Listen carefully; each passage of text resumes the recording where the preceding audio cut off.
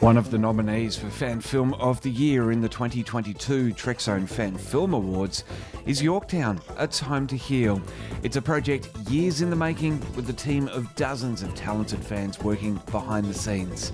On this Trekzone conversation, one of those visual effects supervisors, Henry Gibbens, beams in to talk about his time on the project. This is a Trekzone conversation. With the 2022 Fan Film Awards just days away, it's a thrill to welcome Henry Gibbens to the show. Henry, thanks for a little bit of your time to have a Trekzone conversation. Thank you for having me, sir. Well, let's talk through your involvement with Yorktown, the fan film with probably the longest gestation period I've seen in quite a long time. Yeah, when did it all start? The mid-'80s, I think they were originally filming it. Yeah. I mean, I'd heard rumbles about them trying to get into the project and get it finished, I think sometime in the early 2010s. But it wasn't until 2015, 2016, I sort of reached out to John Atkin and said, look, do you need some help with effects works and bits and pieces? And it sort of went from there. Very, very cool. And the list of VFX supervisors on the film is a roll call of stellar names, including Samuel Cockings, Tobias Richter, and Roland Barron as well, and of course yourself. An incredible team, a 21-minute production with a lot of VFX work. I know one of the holding points for Yorktown was to get those visual effects done really, really well. And you contributed some of those, and we have some of those to show as well. You've sent through your reel, showing us the Yorktown, showing us those critical first moments in the show as well. I mean, the interesting thing is I was initially going to be doing the spacecraft effects through the film, so hence some of the footage you're seeing here is actually ended up on the cutting room floor. I think it was Tobias Richter had done, if I remember, the Watchtower Station, which sort of came out of the Vanguard series of books and was, I think Mazzeo was the guy who originally did it. He was a fan who designed the station, and it sort of ended up becoming canon when they did redid the effects on the original Star Trek. Roland I'd worked with on Star Trek of Gods and Men, and he got a lot of the models done, was all set to be doing things, but I think his time on the project, he had other things that were sort of impeding on it. So, as I say, originally I was going to be doing some of the spacecraft effects, which is where I started doing things. But then I think Samuel Cockings came into the mix, and the man's a machine. I mean, he seems to be able to turn out high-quality effects at a fast rate. So he ended up taking over a lot of the spacecraft work in the end. So not that there wasn't a lot for me to do otherwise. If you look, there's a lot of shots that either need comp work in the background, or we're doing roto work, adding screens in there, changing bits in the background. So even though I wasn't doing spacecraft, there was a lot to do. And one thing that I really liked is this mix of footage, obviously shot in the 80s. There were George Takei as well, but also putting that all in and having the VFX not stand out like a sore thumb, and also all that rotoscoping work as well, transporter effects and stuff like that coming into the mix. What was it? What were the challenges to sort of mix in that old grainy footage? Oh, that presented quite a few problems. I mean, we had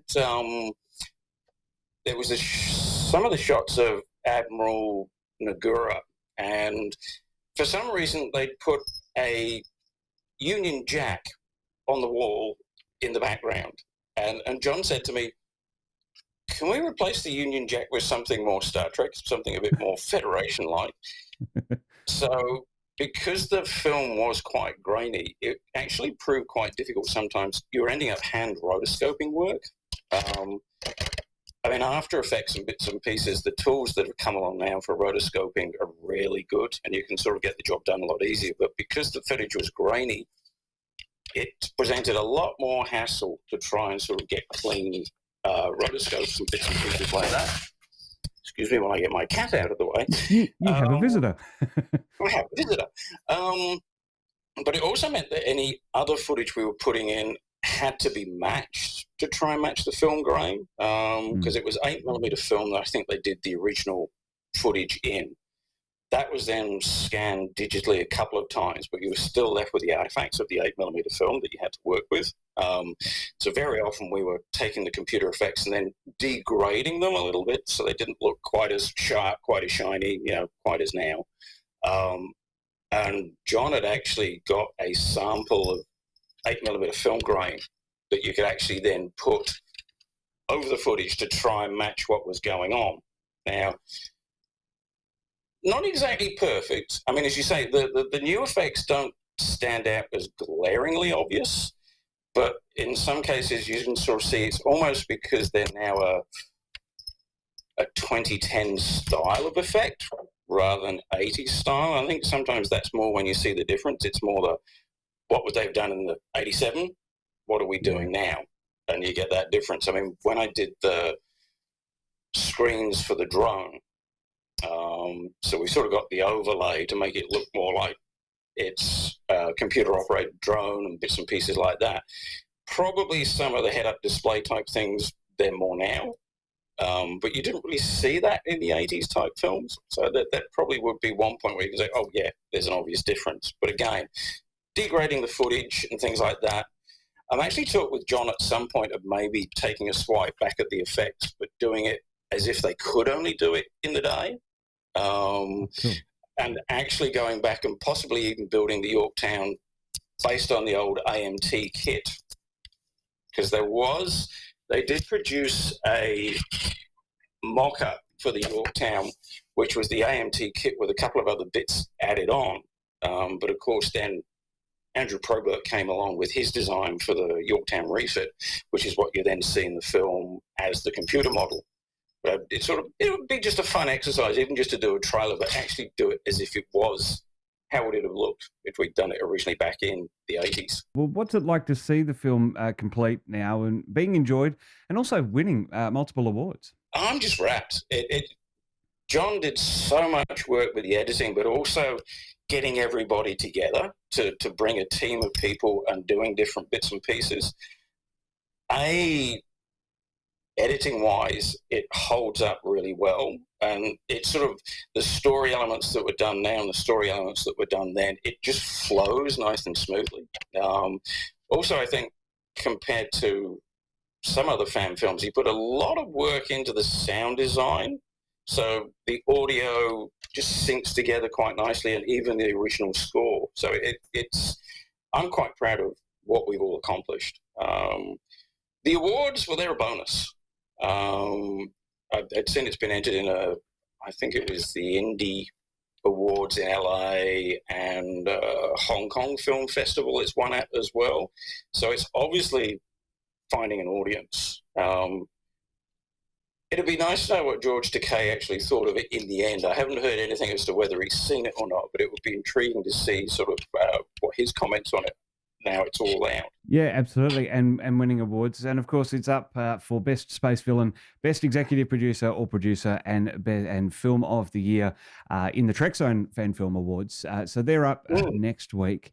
Now, Yorktown's not your only foray into Star Trek fan films. I believe there's a Star Trek Anthology series and a few others as well, including a couple of shots for our friends over at Starship Intrepid as well. Intrepid's a newer thing. I reached out to Nick Cook, probably 18 months, 2 years ago. He was trying to finish off one of the shorts, and they needed a floating alien creature in bioarmor. And I thought, hang on, that's actually a bit different and worth having a crack at. So we sort of did that shot, which helped him finish that. Now I'm working on, and I'm not going to give away anything, one of his next shorts it's an absolute blast to try and do the effects work for. It's basically a combination between Nick and Maurice Molyneux, I think, who you see a lot on Trek BBS. He's always on the fan film forums there, and they've actually done a short in San Francisco. So we've been doing various effects on that. As you say, though, it's not my first foray. First project I really got involved with was Star Trek of Gods and Men. which is going back to 2007, 2008. Probably one of the last of the really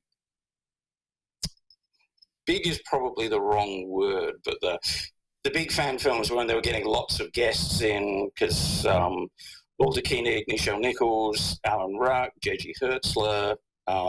It was a big production, and it was another one where it was a team of VFX people putting things together. So there was myself, Rowan Barron, who we were talking about with Yorktown, Will Jaspers, and Bill Thomas. That ended up being an interesting thing because we were all using different 3D software. So somebody was on Max, I was on Lightwave, Bill was in Blender, and I ended up as the go-to guy in the middle trying to translate all the assets between one package and another and getting everybody bits and pieces talking to one another. The game was a few years. I think we worked on that all together in the background just to try and keep things going. But that one was fun. Anthology was a different idea. That was... Hang on, I'll back up a little bit because there's a story before that. There was going to be a production based in Oklahoma called Starship Ajax, and that was going to be based off one of the Frank Joseph's single nacelle designs. They'd actually got the bridge from Starship Exeter. Apparently that had been sat either outside or in a barn, slowly deteriorating, and the people at Ajax said, can we grab the set? Can we refurbish it? Can we use it for Ajax? One of the people they got in to help refurbish it was Jim Bray, who'd done some work on Star Trek Phase 2. Yep. He came up with the idea while he was doing all this restoration for a project of his own, which was going to be Star Trek Anthology, which was, rather than concentrating on one ship, let's do lots of different stories, but within the Star Trek universe. And that was where Anthology sort of came from.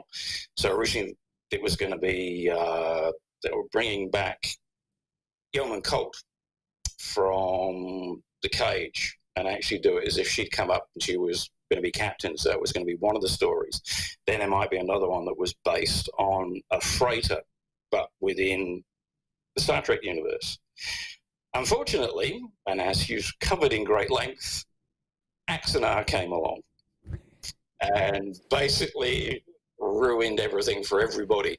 So Star Trek Anthology basically, once the fan film guidelines and bits and pieces like that came in, Jim sort of said, I don't really want to be doing something that we might not be able to show, or they might sort of say cease and desist.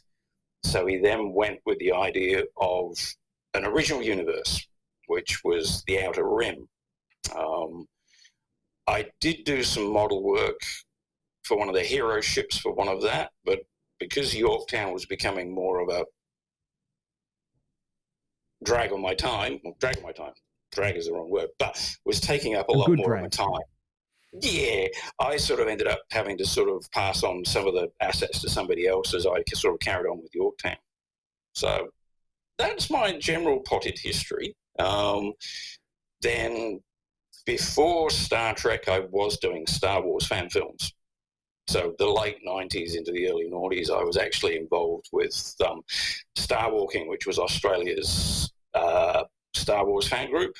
And there were a bunch of people there who got together and started doing Star Wars fan films. So there was Bounty Trails, Desert Jewel, and probably the bigger one of those was Broken Allegiance, all of which, if you look online, you can still find these days. They still seem to have a bit of an existence beyond their time. Yeah, an incredible array of production work there. I think it's incredible. What I think is incredible is the fact that you're in Melbourne and someone in Australia is contributing all this work a little bit under the radar. to Star Trek fan films. To know that you're working on Intrepid is incredible. It's fascinating, and I cannot wait for that production to come out, especially with Nick and the stuff that he's doing, and he's working in with Sam Cockings at the moment.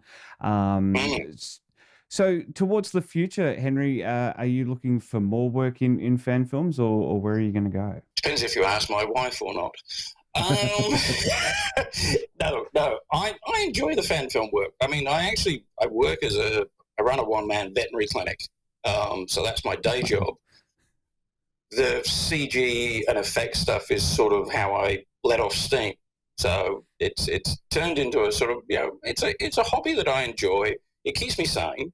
And as you say, now we've got basically the internet and everything else like that. It's a lot easier to coordinate with productions overseas and everything else like that. And it sort of means that living in Melbourne isn't necessarily a problem. You can still get in contact with everybody and work from there. So watch this space indeed. Well, Henry, I really appreciate you having a Trekzone conversation today. As I said, Yorktown is up for Best Space Villain, Best Executive Producer or Producer, and Fan Film of the Year as well in our Fan Film Awards. That's coming up next week.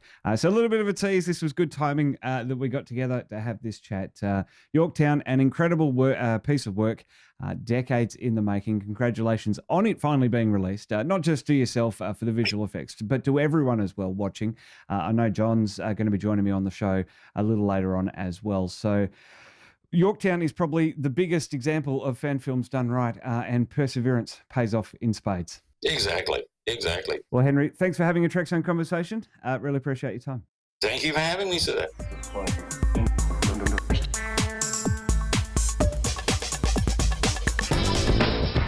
Thank you.